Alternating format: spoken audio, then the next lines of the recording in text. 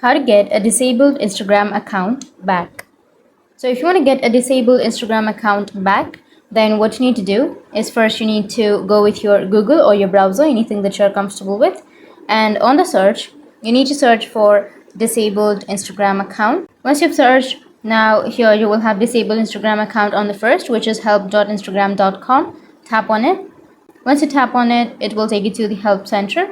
Now tap on visit this page. After that, you need to choose my account was disabled and then go with next.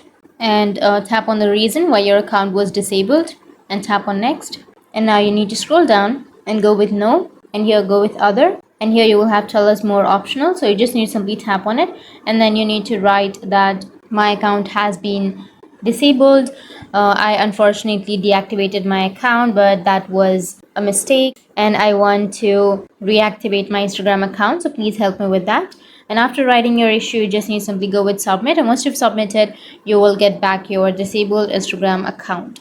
So that's it, and if you have any questions, feel free to comment below. Thanks for watching.